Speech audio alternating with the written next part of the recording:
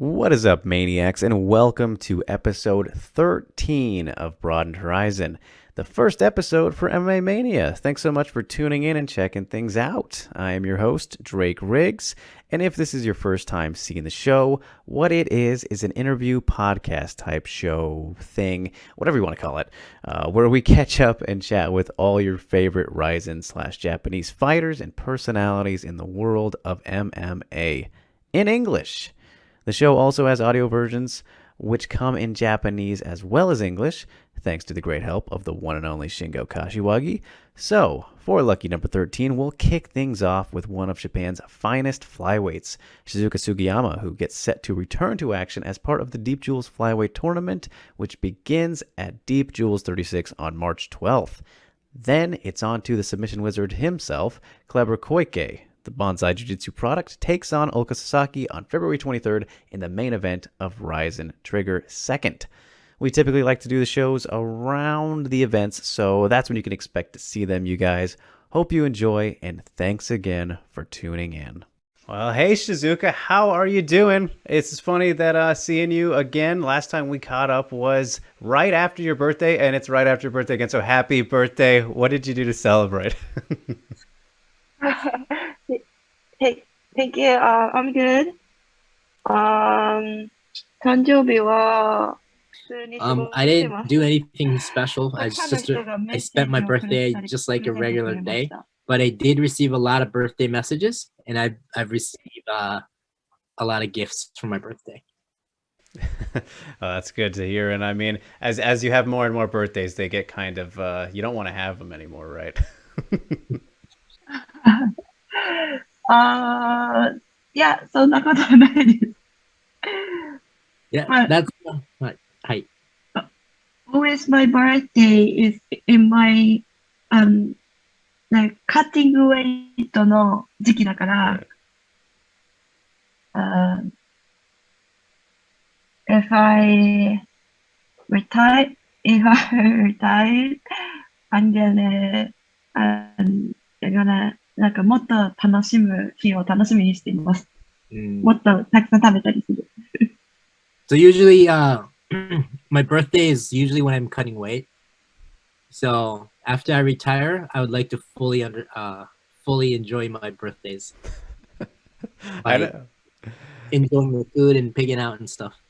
Yeah, they keep giving you the fights around the birthdays, so it's like a present, but not at the same time. You'll have to have a big party for that retirement, like you said, when that comes. But in the meantime, Shizuka, you also opened up a gym last year, right? So that was exciting. Congratulations on that too. What has it been like running your own gym? ほとんどは、ケイタロウさんがやってますから。 So mostly all the business then Keitaro does everything. So I just help out here and there. But you know, it's been a very you come to realize many things, and you understand the preciousness, and you're more grateful towards the gyms who's been sustaining and supporting this Japanese, MMA community for such some time. Now that you have your own gym, like you understand that and you appreciate the existing gyms a lot more now. That kind of shows you a new side of the MMA world a little bit, right?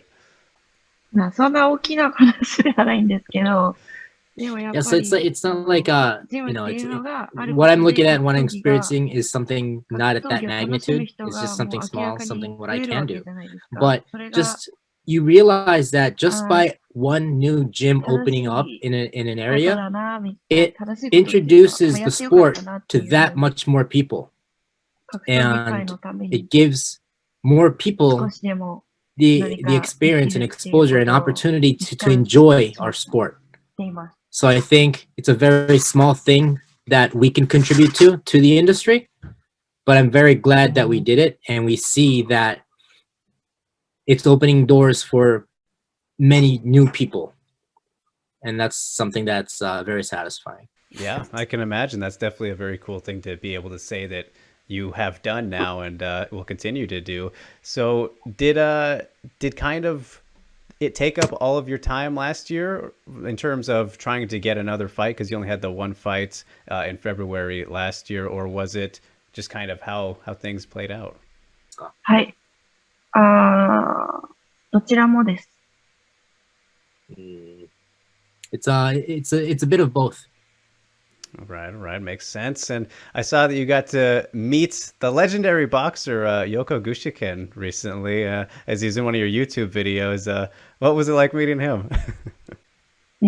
とても、So his appearance, he's a small gentleman. He's a 小さい small 人でした person, け but ど、 you 大 can きく感じま feel した。his presence, 小柄な方ですけ right? ど、 And he's got a huge existence. He's got a huge heart, and he kind of defines of a truly strong person, a truly strong being is very kind and gentle, and you can feel that from him. 言っちゃって今の話で。Yeah, it seemed like it, and obviously I don't know Japanese, Shizuka, but I still like to watch your videos, and so I couldn't quite tell fully what was going on, but after you were hitting pads with him, you started crying. Why was that? 彼はすごく、 Mr. Gushiken, he's definitely a very famous figure in Japan as an athlete. And when we did the shoot, we had pads for him. We had everything ready for him. But he brought his own pads, like his own personal pads that he's probably been using for a long time, and which has probably been using for other world champion, like other famous boxers, successful boxers. And you can just tell by how his pads are all beat up and how they're used, you can just tell that he's been using this for a long time. So he brought his own pads, and that itself, just knowing that these pads have been used by many other famous boxers and successful people, it's just, I got a little emotional just by knowing where these pads have been and who has been hitting these pads. It was just a little wave of emotions that hit me at the time. Yeah, I mean, it's kind of like you joined a little bit of history, right? Adding your own punches to the pads in a way. So definitely very cool. But speaking of history, Shizuka, you continue to make your own, and you got the Deep Jewels Flyweight tournament coming up. So how exciting is it for you to be in a tournament again? What you've done one before, right? It's been a while, but how exciting is it to be in this one coming up? とっても楽しみでした。ずっと So first of all, Rick, you are very knowledgeable about my previous fights. But anyway, either way, I'm very excited about this opportunity. I'm very excited for this tournament. This is something that's been talked about. The idea has been there for quite some time, but unfortunately, to certain circumstances, it never happened. So I'm very happy and glad this is finally happening, and I'm very excited about it. Yeah, and I'm very excited to watch. I try to be knowledgeable in my history, Shizuka, so I've been following your career for a good while. And of course, in the first round here, you got Mikiko Shimizu.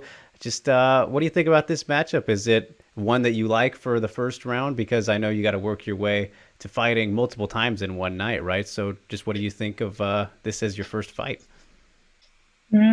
そうですね。まあ、そんなにSo I personally don't feel, too much of a threat from her as an opponent, but that's not, I'm more focused on what I can do.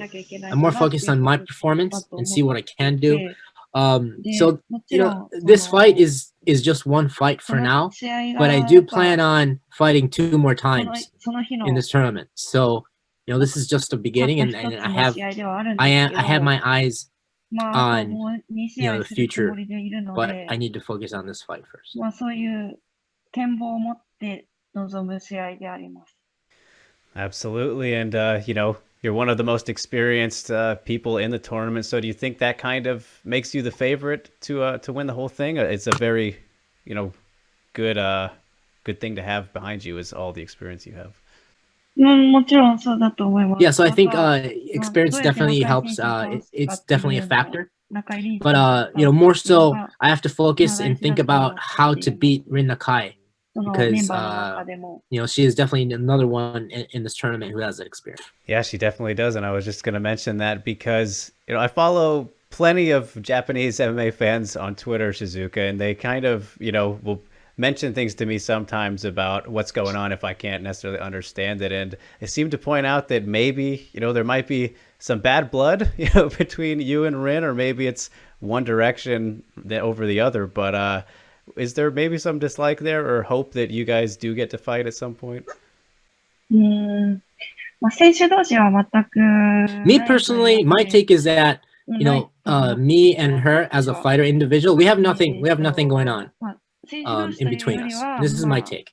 I think it's more the fans talking about things and the fans hyping the fight, which is, in my mind, it's a very good thing as a professional, and it's a very good thing as an event. So my take is that we don't have anything going on, but it's the fans who are making it more exciting. Yeah, definitely. And again, you're the two most experienced fighters in the tournament, so it would be fun to see you fight, and been around for a while and haven't fought yet. So we'll see how it plays out, but the fans will definitely run with the narratives sometimes. But as for everyone else in the tournament, Shizuka, is there maybe someone, I'm sure you're looking at everybody, but somebody that you think might be more dangerous than they're getting credit for? 清水選手が一番そうかなと思っています。 Yeah, definitely a fair pick to choose. And Hanako Sawa is also in the tournament, and she's very new to MMA, but has a great wrestling background. I don't know if you've seen much of her, but just what do you think of her potential? まあちょっとわからないっていう意味で I've seen her fight. I've seen her fights, but I don't know. Yeah, I don't mean to be I don't mean to be speaking from from above. I don't mean to look her down or anything, but I can't really bring her name up because I don't know enough. I haven't seen enough of her as a fighter, but I'm definitely she's definitely a prospect. Let's put it that way. Yes, I mean, just one fight so far and 23 years old. So great wrestler, though, is kind of what I was getting at there. So I'll be curious to see how she does. But as for people you're more familiar with, Shizuka, I remember you and I were chatting on Twitter a little bit after Kanako Murata had her tough loss in the UFC. But I wanted to ask you, just like knowing Kanako personally a lot more than I do and having trained with her, like, I feel very afraid for whoever her next opponent is, because she's only going to come back so much stronger. Like, just how do you think she's going to come back from this tough loss that she had? そうですね。まあなんか今 as an elderly as Kanako, I'm a little concerned about her personal lifestyle, what she does at a personal level, but as a fighter, I'm not worried about her fights at all. Like when she fights, she's very tough. I'm not worried about that at all. And I know that Kanako's like she's in the US right now, and she's training in the US, so I don't really see her all the time. But I know that she's not the type of person who likes to beat people up, but she's the type of person who enjoys the competition. And she's very motivated for the competition, and I know that she likes to compete. So whenever her next fight is, and whoever she fights, I know that she's gonna go in there with motivation to compete. So in that case, I'm not worried. I'm just concerned about her personal lifestyle, what she eats, how she reacts every day. That's about it. All right, well, Kanako, don't get mad if you end up watching this, but we got your back. Because Kanako does tune in, so just let that be known. But all right, Shizuka, I don't want to keep you too long, so I will leave you with a question that I love to ask everybody. It's always a tough one, but what do you think, that you would have ended up doing if you never got into MMA? 何をいやもやもやしたまま死ぬんじゃないですか。もやもやしたまま死んでしまう人だったと思います。I think if it wasn't for MMA, I think I would have もやもやした。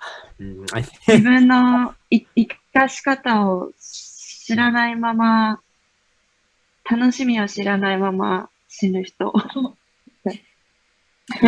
So if I didn't do MMA, I think I'd end up dying like one of those people who never figured out their purpose in life. They never knew what I've become a person who've never been able to figure out what that person was capable of. Well, thankfully, we don't have to worry about that. So, but that is a fine answer. So, yes, always a very tough question. I know. So I apologize for that, but a fun one. So I appreciate you taking the time so much, Shizuka. It is always great getting to catch up with you and watch you fight. So very excited for this tournament. Happy birthday once again.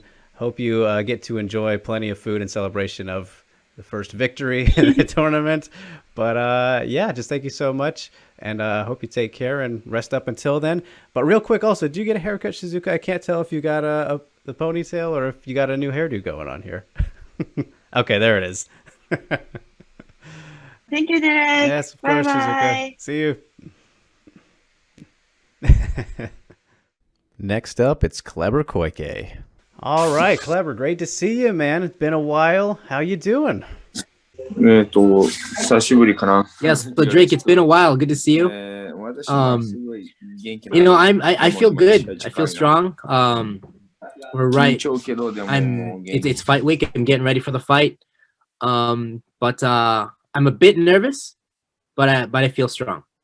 All right, good to hear, man. And yeah, we were hoping to see you on the New Year's Eve card or something like that, but obviously had to deal with the injury and whatnot. Were you bummed to miss out on the New Year's activity? And what'd you do instead to celebrate the New Year? ああ、大晦日私いいけど、寂しい So yeah, it was sad. I was sad that I could not fight on New Year's Eve. But Sekine-san won, Satoshi won, and you know, that was a very enjoyable moment for me. So that was all good. Me, you know, I rested for about 3 or 4 days in the New Year's. I ate a lot, spent a lot of time with my family. I ate a lot, and then after that, I started getting ready for my fight. 今年で頑張れます。 Absolutely, man. You mentioned Sakine's fight there. That was absolutely, you know, crazy. I mean, both fights of your teammates were, but I mean, that one in particular, what was it kind of like? How was he afterward? Because a lot of emotion was coming out of him during that fight and afterwards.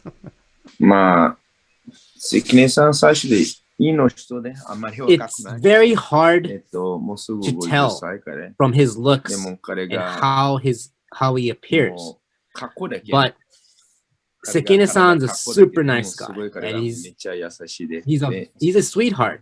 彼が It is very hard. It's almost impossible to see from his looks, but he's such a nice guy, and he's loved by everybody. And he's a gentleman. He tries to help everybody around him. And so he has that personality. So we're all very happy when he wins. And his win is our win. And it made us all very happy. And in the gym, he's been training very hard. His mentality has changed. And you know, it's been nothing but good things for him.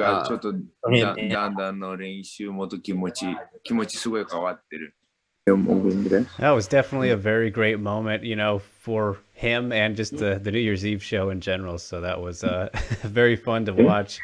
But it's funny, Kleber, last time that we did catch up, you know, we had Satoshi by your side, and I remember asking you guys, you know, how soon are we kind of predicting that you'll both have the titles? And obviously Satoshi has since went on to get his, and we thought maybe you could be close as well, but obviously we've had the title fight since then. So was it frustrating for you to kind of miss out on that next title fight that did happen between Ushiku and Saito? まあ、それが本当 We do want to become the champion together. And as you know, as we said in the last interview, you know, but you know, for me, I understand that there is an order for the title challenge, but I don't understand why it's not me, right? If there were rankings in RIZIN, I should be the next in line to fight Ushiku. If there's rankings in RIZIN, I should be above Asakura. Although Asakura's been on a 2-fight winning streak, he's been fighting lesser competition, and I've beat Asakura, so I should still be above Asakura.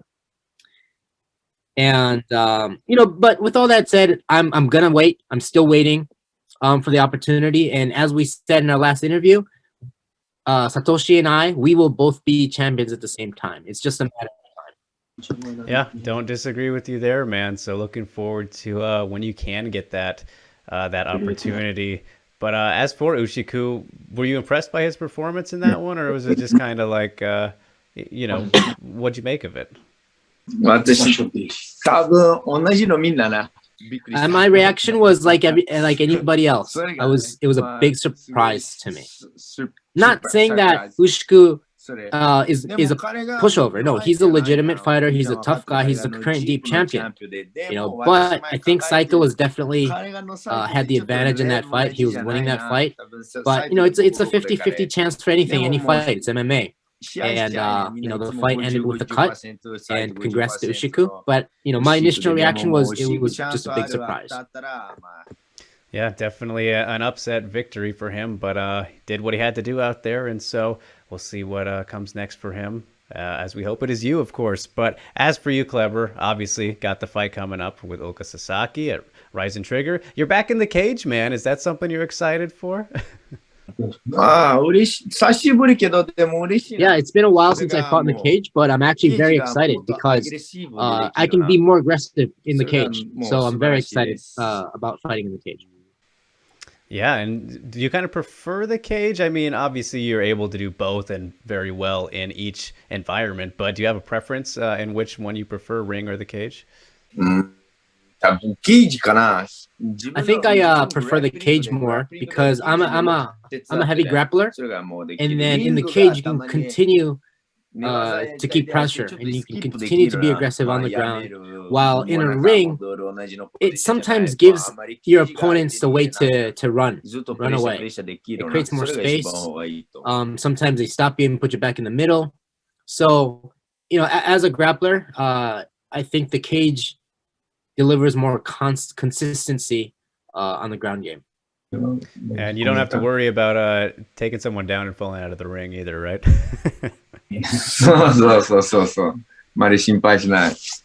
Yeah, no worries on that. But no worries. Yes, no worries indeed. But taking out Ulka Sasaki, who's also familiar with fighting in a cage and a very experienced guy, been in the UFC, all that kind of thing. He actually mentioned you. I remember last time I spoke with him about somebody he wanted to fight. So he's been looking forward to fighting you as well. Just what do you make of Sasaki as an opponent? And do you feel like there's anything that he can bring that maybe you haven't seen before? There's always a risk of him pulling a surprise move on me, and as you've mentioned, he's always wanted to fight me, so I'm sure he has a plan. I'm sure he's confident. I'm sure he's motivated, but everybody has a plan coming into the fight, and I know that. So his confidence, his motivation, that really doesn't matter to me, because this is how I look at it. Talking before the fight and executing the fight is something completely different. You can do all the trash talk you want, you can promote the fight as much as you want, and you can say what you want before the fight, but once that cage door shuts, it's just you and me, and your mouth does not help you. All you need to do once the cage shuts is that you need to execute. And but so that's how I look at the fight. Everything you say doesn't really matter once the cage door shuts.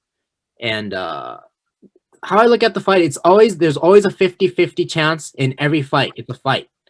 There is no clear advantage, but it's all about who wants it more that night. And I respect Ulka. He's a very technical fighter. He's a very tough fighter. He's had his time, and I believe that now it's my time. This is my time. He's already had his time. It's going to be the new generation, the new time for me. All right, very well said, and gets me all that much more excited for the fight, Kleber. So it's funny though you mentioned the talk. It doesn't matter what you say or do with your mouth in the cage, but it's funny, man. You and Satoshi kind of becoming at least not famous for, but when you guys lock in submissions, we'll see kind of the celebration and the shouting happen right before the tap comes or the referee pulls you off. And I want to ask you about this because it's very fun, I think, for the audience to see you guys celebrating while you still have, let's say, an arm bar locked in or whatever it might be. But when did you kind of develop that ability or confidence to know that when you have a submission locked in, it's over? そう、それが自分の今、メイクで合ってるボケ Yeah, が。 it's kind of funny because that's that's kind of what the fans expect from me now. It's kind of become my thing of saying Vopegar when I have the secure submission.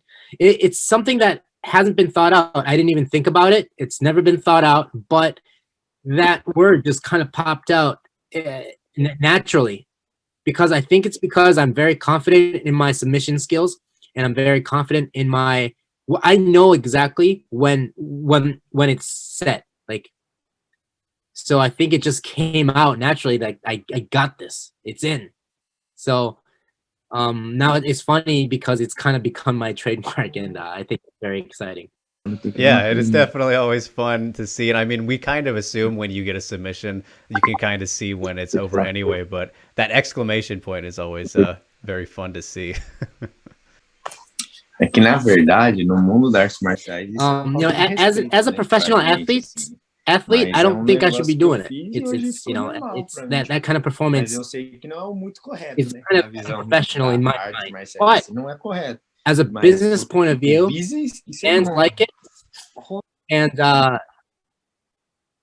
of gives me that extra edge as a fighter, as a character. I think I should continue to do it. I know I shouldn't, but at the same time, I think I should.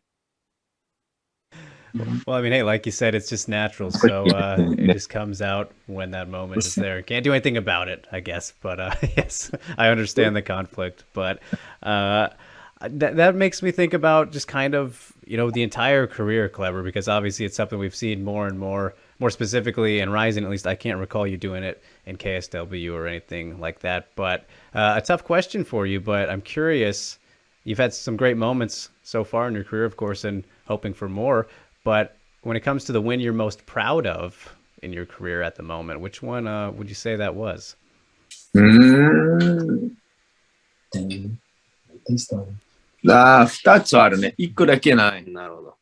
So I can't really, I have two fights. To answer your question, I've got two fights. I can't limit to one because one is me capturing the KSW title, and the other one is beating Asakura. And let me tell you why it's so important.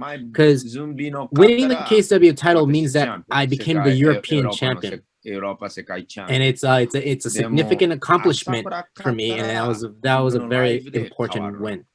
Now beating Asakura, that changed my life, and that was a life-changing win for me. So these are the two big wins in my career. Totally understandable. I assumed that it might have been between those two if I had to guess. So speaking of that Asakura win, though, like, what kind of made the big change? Is it the popularity? Like, people come up to you a lot more? What kind of are the big changes that you did notice after that? So yeah, I feel that I can definitely see that the popularity of me from the people around me has risen, and I think I've earned many people's trust with that win. I think what I do is more convincing to people because I was able to beat him in such a big stage on such a show. And I think I've kind of made a name of myself in Japan. I live here, and then people know my name now here in Japan. So that's something very good thing. I'm finally able to support my family financially. I haven't been able to do that. Now I can. And I've been approached by new sponsors, and things have been going very well for me since that fight. Well, that's all very great to hear, man, and I'm happy for you. Congratulations on all of that, and wishing you more success down the line. So I appreciate the time as always, Kleber, and I will leave you with one last thing, man. As RIZIN just recently wrapped up the bantamweight tournament this past year, everyone seems to be expecting the featherweight tournament to come in 2022. So I got to ask, if if that does happen, we would imagine you would have to be a part of it. And so, do you think the tournament will happen this year for the featherweights? And if it does, do you think the title should be in the tournament, or you guys fight to fight the champion? まあ、もちろんそれが2つで。Yeah, so if it happens, I'm confident that I can be the champion in the Grand Prix. And I'm also confident that I can become the division champion. I can beat Ushiku, I can beat Asakura. So I think it doesn't really matter for me because I know that I'm confident enough to take both titles if it happens. Yeah, of course, gotta have that confidence, man, and would love to see it. The featherweight tournament would be a very good one, so we'll have to wait and see for that. Obviously, Oka Sasaki in the way first, but all right, can leave it off there, Kleber. Always great getting to chat with you, man. Very excited to see this fight. Very excited to see all of your fights. So wish you the best of luck. Hope the final days here are smooth and nice for you as you get ready for the event. But just wishing you all the best, man, and a big arigato gozaimashita for taking the time as always. Wish you well, and I'm sure we'll catch up again in the future, sir. はい、ありがとうございました。よろしくね。またお願いします。Drake, thank you very much. Let's do this again. Thank you, Drake. Yeah, buddy. See you. Thank you. Yep. All right, so you want to talk about Johnny Walker? Dude, that guy. He's got no chin. Yeah, I never knew why the UFC hyped him as much as they did, because that's his true nature. Like, I don't want to talk bad about him, but that's just how he is. You see his fight against Jungle Fight when he got knocked out like 4 times in a row? Yeah, man, that was wild. Oh my goodness. I was supposed to sign the winner to RIZIN. Oh, the winner of that fight? It was supposed to be Johnny Walker. And then he lost to the other Henrique guy. Mm-hmm. And then Henrique lost to some other guy. So it just didn't work out at all. It snowballed. Man, could you imagine, though? We could have saw Yuri and Johnny Walker in RIZIN. Oh, yeah.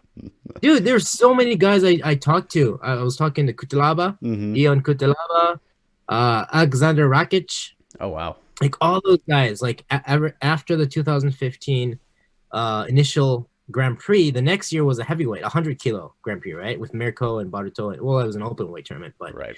Yeah, I reached out to all those guys. Reached out to Rakic, Kutelaba, but obviously, the UFC took him off. So. Right. Yeah, that could have been crazy. Well, Rakic was actually he was injured. Yeah, his knee was shot and he had surgery, so I was kind of waiting for him to recover, and then he's like, "I'm gonna fight in the UFC." I'm like, "Fuck!"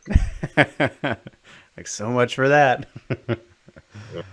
All right, Shingo, we are here. Broadened Horizon, the very first episode 13 on MMA Mania. Good to be here. A little appetizer for what is in store to come in the future and what we usually do with Broadened Horizon. But, time is always our enemy. We're very busy men in the industry, so sometimes you don't get exactly what you planned for, but we still made the best of it. Enjoyed speaking to both Kleber and Shizuka. Always good times. Looking forward to their fights. But no questions from the fans on this episode because of kind of the time constraints, so just going to chat it up about some recent happenings. And I mean, Shingo, you are quite famous these days. Just had a 2-part feature on Sherdog highlighting your brilliance. So I just want to ask, what has the reception been like, sir? Have you gotten a lot of positive feedback? Yeah, I know. It just that totally came out of nowhere, and it was a good. I don't know. I think it was a very interesting piece. The questions were very on point, and it was well. The thing is, that interview was done in Japanese, so we did the interview in Japanese. Someone translated it, and I think that in a perfect world, I wish it would have been done in English, because there's certain words you choose when you speak about things. Right. But either way, I mean, the reception was nice. Many people from back in the day, from my King of the Cage days, my Shopbox days, they reached out and said, hey, congrats, and it was really nice to be recognized. But whatever. It's kind of It's weird for you, isn't it? Let's move on. Yeah, I'm not used to this.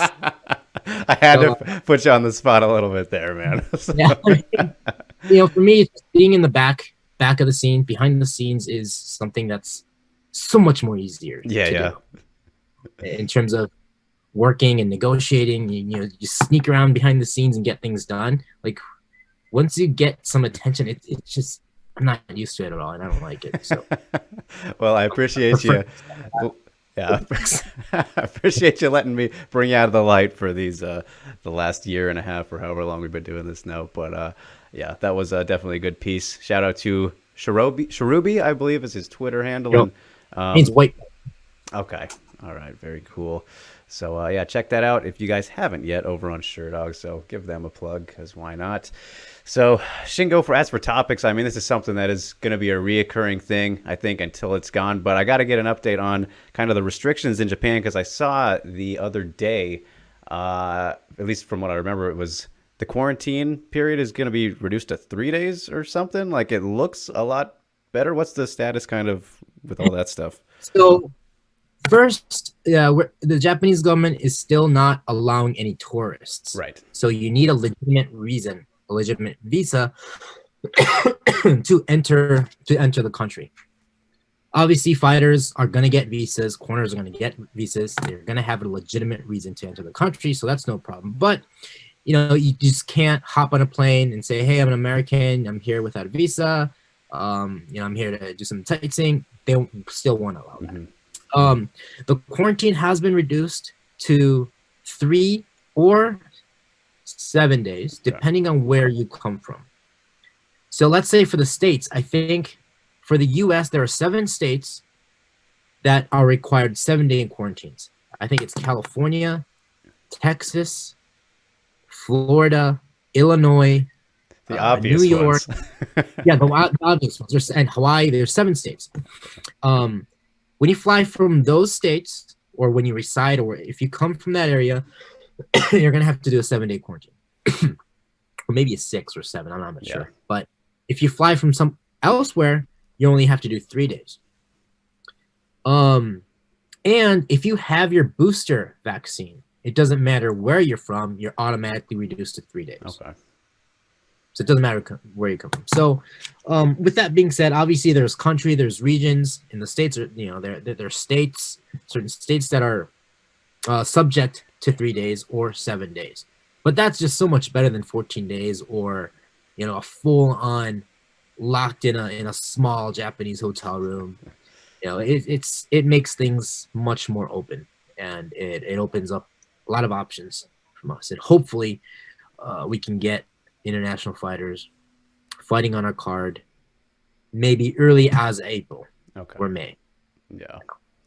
Yeah, when I saw the 3, I was like, all right, that certainly helps a lot of problems not keeping people contained for as long, so definitely good to see that. And that's good for me too, because I'm in none of those states you mentioned. So, but we'll see about that. So I think we've probably talked about this before, and I just don't remember. But I wanted to ask you, after seeing now what has happened with Asakura Horiguchi 1 and Hamasaki and Sekizawa, non-title fights, what exactly is kind of the reasoning behind these the non-title fights for champions? Well, there's a debate, right? Like how the Japanese promoters approach title fights.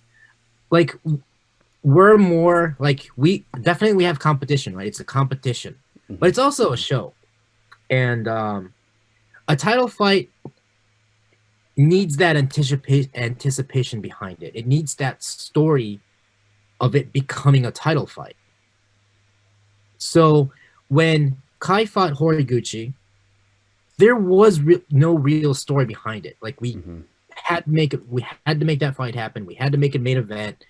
And it like in a way it wasn't a title fight worthy matchup at the time. Yeah. Horiguchi just accomplished a significant accomplishment, became the double champion, and Kai has been struggling with, like high mid-level fighters. And on paper, it just doesn't make any sense, and it's hard to sell. Yeah. The good thing about non-title fights is that even if there is a great upset, like it happened, it builds to it creates that story Right. to the legitimate title fight. You know, so same with Seika Izawa. Like, we didn't even have any footage on Seika before, you know, fighting Hamasaki. Yeah. She's never fought in Rizin before. The fans don't know who she is. It's hard to tell that story. It's hard to get people anticipated on this big title fight worthy fight. Does that make sense? Yeah. Mm-hmm. So I understand that it makes things so much easier to have the champion, when the champion fights, he or she fights for she defends the belt. Simple, right?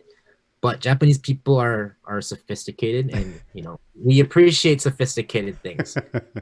And it's just how we approach things it's just so different, and it definitely does help build the story when there is an upset.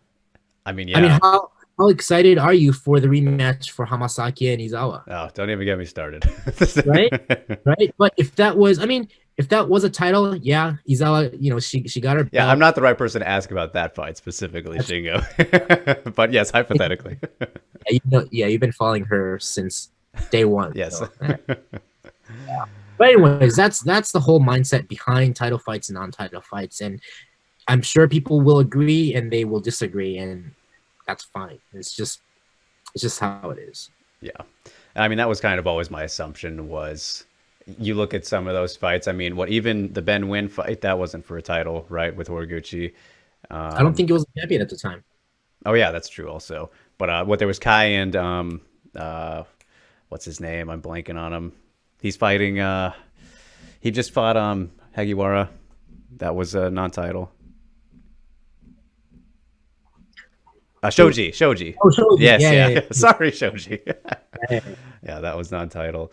So That was a non-title. Yeah, yep, you're right. There have been some of those cases where, yeah, it makes sense. I get it, but I know a lot of people's frustrations, and I'm kind of on the fence about it myself. But yeah, it's fair. It's understandable. So no, I absolutely agree, and I understand the arguments and people's frustrations, and you know, and there's a legitimate reason for them to be upset, or not upset, but frustrated and confused. Yeah.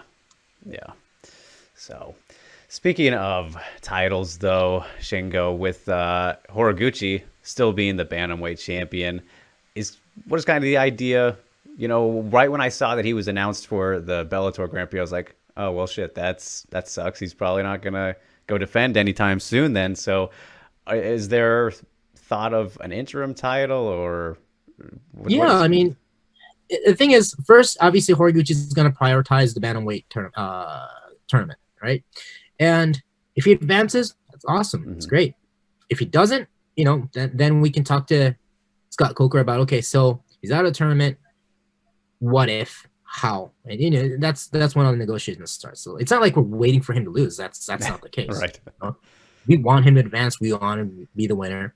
But there's just so much flexibility and so many what ifs, right? There's so many options as of right now. So, you know, we just finished our bantamweight Grand Prix. A lot of the participants, the people who made it to the final semifinalists, they're all tired. They want some rest. So right now, we're not too worried about it. Mm-hmm. Obviously, we want to keep introducing more bantamweight fighters to the roster, to the Rizin banner in the meantime. So, you know, I think a lot is going to start moving in the second half, I would say. The second half of the year, we're going to start planning, you know, the bantamweight division is going to start getting active. And, you know, we'll see what Horiguchi's status is at the time, you know? Yeah. So, and if it makes sense, we'll put up an interim title. And if it doesn't, or if we can continue without an interim title, we just continue, just build the fighters, we'll do that. So we'll just find, you know, we'll just see. We're not in too much of a rush for the bantamweight division at the moment. Mm-hmm. Yeah, a total play it by ear kind of situation with all that. So Yes. we shall see. But all right, Jingo, before we wrap up here, you did mention King of the Cage and kind of your past as we were kicking it off. But it makes me want to mention Sean Strickland to you, who's having plenty of success now. And I got to wonder, was he always a psycho, Shingo? You knew him back in the day. He was definitely a unique kid, man. He was I think he was 17 when we first booked his fight. And he was always a loudspeaker, I would say. To put it lightly. Yeah, like, you know, we were running off of a small budget, and there was a show we did in Laughlin, the Avi Casino. I asked Sean Strickland about the Avi Casino, and he'll be all about it. But I remember this one time when after everybody finished the weigh-ins, I had a whole bunch of like buffet vouchers, right? Mm-hmm. So I was like, hey guys, today we're gonna give you everybody who makes weight, we're gonna give you guys free vouchers for the buffet after weigh-ins. and Sean's like, yeah, they're like 20 fighters over, 20 maybe Right. 25, 26 fighters over there. And Sean's like, I fucking love you, man, Shingo. He was way in the back, and he's like 17 or 18. He's like, I'm gonna pig out before my fight. It was he was definitely a unique character. Yeah, it still is, to say the least. So. Yeah, I would have never imagined he would become who he is, or like how he speaks, or his thoughts Right. on society and certain things. I've never imagined that, but he definitely did have the potential of becoming one. So Yeah. I mean, do you, from your position, business-wise, looking at kind of that personality, is it too much, you think? Or, I mean, he hasn't gotten in trouble yet, but he, really goes out there with some of the comments. yeah, I think, man, I don't know. Controversy always sells, right? And I wouldn't say negativity. Like I don't think he's speaking off of hate. I don't know. Maybe he is. It sounds like it, but it doesn't sound like it. I don't know. Right. But it all depends on how people how people Receive take it. Yeah. Receive it. Yes. It's not about Sean's end. It's about the people who receive it, how they take it. So I don't know. I don't mind it. Well, I shouldn't say that. I shouldn't say I don't. I shouldn't say that. You know what I mean? It's just Sean Strickland being Sean Strickland. Yes. And yeah, I'm not. Also, you're kind of more used to it as well, having known him a little bit. I kind of know,